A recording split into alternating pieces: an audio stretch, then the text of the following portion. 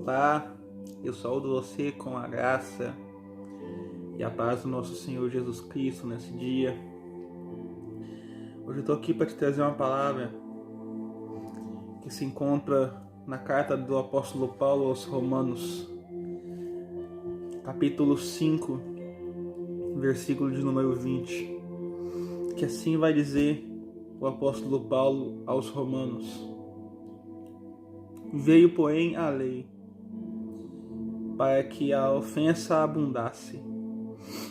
Mas onde o pecado abundou, superabundou a graça. Para que assim como o pecado reinou na morte, também a graça reinasse pela justiça, para a vida eterna por Jesus Cristo. Quando o apóstolo Paulo vai relatar essa passagem, ele está querendo dizer que antigamente, lá no tempo do profeta Moisés, quando ele sobe, quando o povo sai do Egito, atravessa o mar e chega no deserto. Mais para frente, o Senhor vai fazer com que ele suba ao Monte Sinai para orar. Mas tem um dia que ele sobe a esse monte e o Senhor o dá instruções. O Senhor então escreve nas tábuas de pedra os 10 mandamentos. E ali então o Senhor estabelece leis. Deus estabelece leis para o seu povo para que sejam seguidas. E assim vai acontecendo até muitos tempos. E ali vai acontecendo mudanças. Ali o povo tem que seguir regras na qual Deus impôs.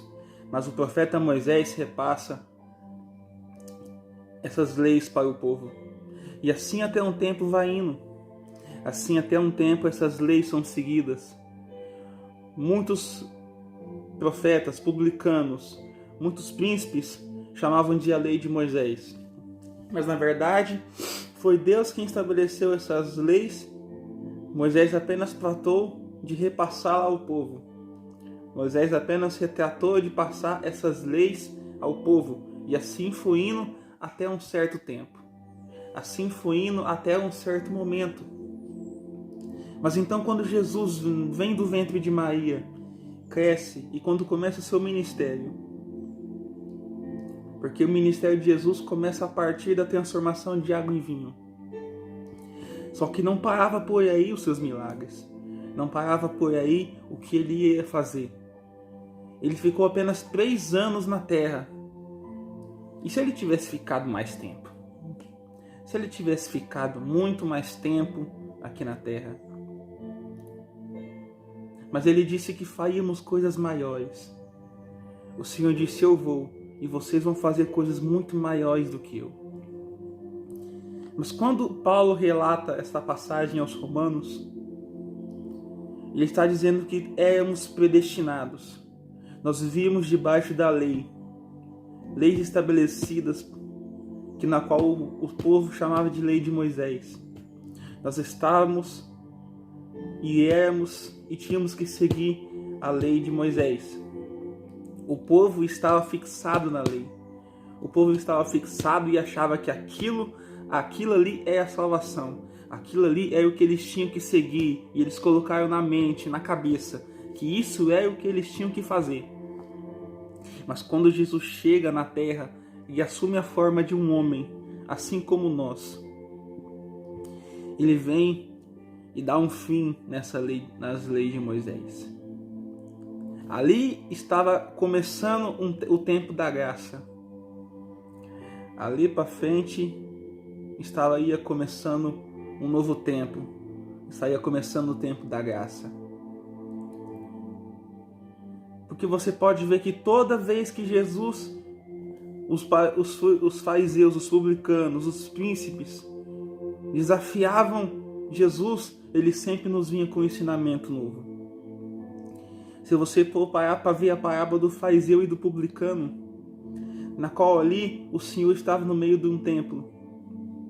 E ali estava E ali naquele lugar estava Mateus, um dos que seriam seus discípulos.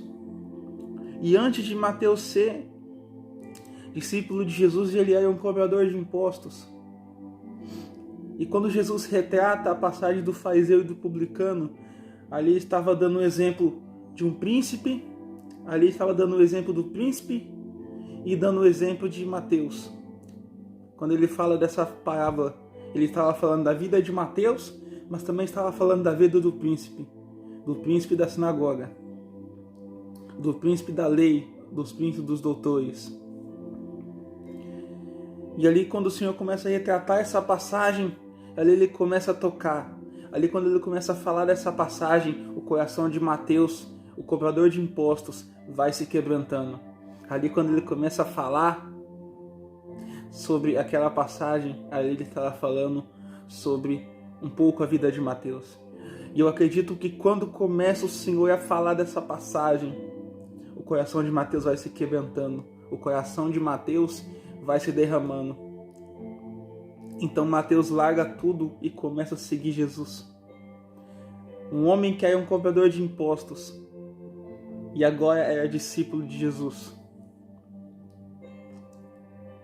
E é por isso que Paulo relata que aonde abundou o pecado, superabundou a graça. A partir dali, começava o tempo da graça. E está até hoje. Hoje nós estamos no tempo da graça, querido. Por que a graça superabunda o pecado? Porque o pecado não é maior do que o poder de Jesus. Porque o pecado não é maior do que a misericórdia que Jesus tem por nós. O pecado não é maior do que o amor que Cristo tem pelas nossas vidas. É claro que quando pecamos, estamos fazendo divisão entre nós e Jesus. Por isso que o Senhor não se agrada quando a gente peca. Por isso que o Senhor não se agrada quando pecamos. Porque o pecado nos faz divisão entre Ele. Mas quando perdoamos, mas quando pedimos misericórdia, nós alcançamos a graça. Quando pedimos misericórdia, nós alcançamos o perdão de Deus. Mas é por isso que ele fala, quando Maria Madalena é pega em adultério. Vamos pegar um exemplo disso, para você ver como que é a graça sobre o pecado. Ali quando Maria Madalena é pega em adultério, e perante a lei dos homens de Moisés, quem era pega em adultério era para ser apedrejada em praça pública ou no meio de um templo. Ali, quando Maria Madalena seria apedrejada, o Senhor chega e fala: vós que nunca pecou, que atire a primeira pedra. Ou seja, Jesus estava falando, você que não tem pecado e que nunca fez nada de errado, eu duvido tu lançar uma pedra contra esta mulher. Mas aí todos abaixam tua pedra, por quê? Porque todos ali eram pecadores. Porque todos ali já tinham pecado alguma vez, nem que se fosse uma. E é por isso que ele fala, mulher, onde estão os teus acusadores? Para você ver um exemplo do que é a graça sobre o pecado. Engraçado, né? Vamos trazer para hoje? Hoje, se nós pecamos, muitas pessoas querem nos apontar o dedo em vez de nos ajudar a levantar. Muitas vezes, quando nós pecamos, para ajudar tem poucos, mas para apontar o dedo para você tem muitos, não é verdade? Infelizmente, estamos assim hoje. Infelizmente, quando pecamos, a pessoa quer saber só do seu pecado para poder jogar numa roda, para poder jogar para a cidade inteira. Mas cadê aqueles que vão te pegar na tua mão? Vão pegar na tua mão e falar, eu vou te ajudar, eu vou fazer isso, eu vou fazer aquilo. Eu estava alguns meses atrás numa experiência bem ruim. Há uns meses atrás eu estava passando por uma decadência espiritual. Mas então eu louvo a Deus por um amigo que eu tenho, que começou comigo desde o começo do meu ministério.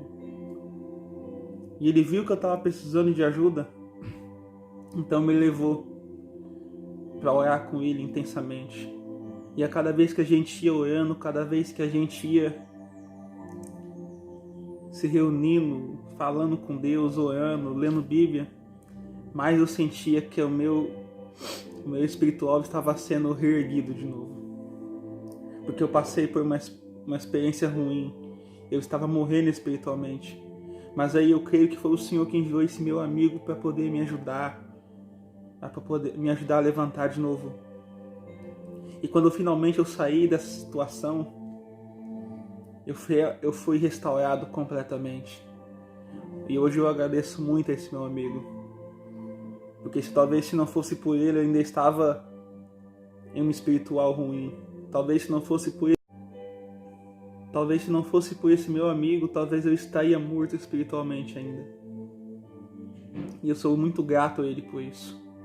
Porque se eu renovei, foi com a ajuda dele.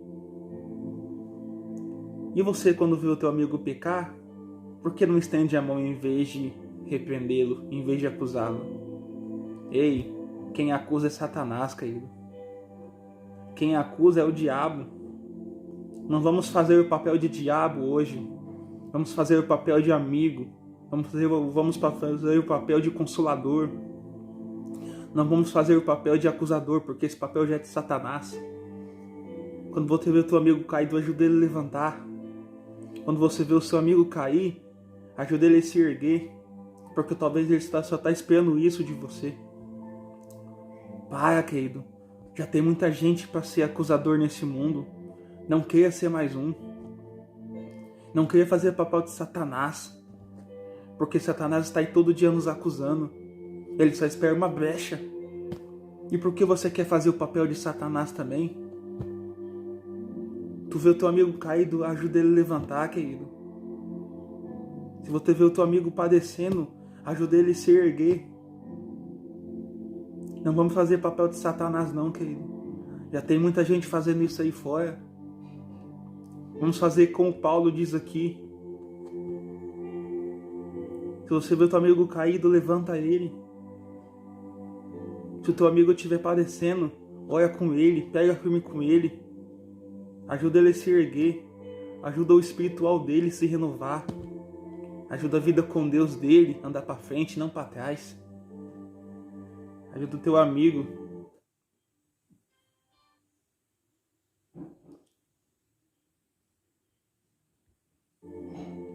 Ajuda ele a se erguer.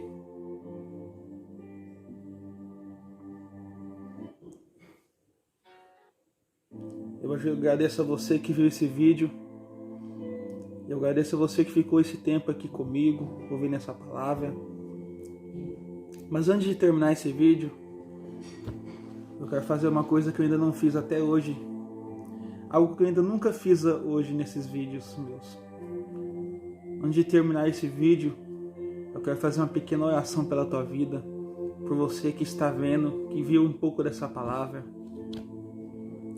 Que você feche os teus olhos nesse momento e comece a se concentrar em Deus. Comece a olhar para a cruz e comece a imaginar ela. Comece a imaginar o Senhor naquela cruz. Pai, eu oro aqui, Senhor, nesse momento por essa vida. Senhor, meu Deus, eu oro aqui nesse momento por essa vida que viu essa palavra. Eu oro por essa vida que aqui tirou o tempo dela para escutar essa mensagem. E que o Senhor venha alcançar, Senhor, a sua vida, venha alcançar a sua alma. E que o Senhor, Pai, venha abundar, Pai, a tua graça sobre ele. Venha derramar a tua misericórdia, Senhor, sobre essa vida. Que o Senhor venha alcançar, Senhor, essa vida. E que o dia dela seja completamente repleto da tua presença, Pai. Senhor, meu Deus, que o Senhor venha alcançar, meu Deus, essa vida, Pai, onde quer que ela esteja. E que o Senhor venha cumprir os desejos do teu coração, Pai. Assim eu oro ao Senhor, Pai, e eu oro por estas vidas que estão assistindo esse vídeo. Em nome de Jesus Cristo eu oro e entrego, Senhor, em tuas mãos. Amém, queridos? Eu agradeço a você que está vendo esse vídeo. Se você gostou, compartilha com teu amigo. Ajude a levar a palavra de Deus. Fazendo isso, você vai estar me ajudando a levar o Evangelho. Fique com Deus a todos vocês e a paz do Senhor.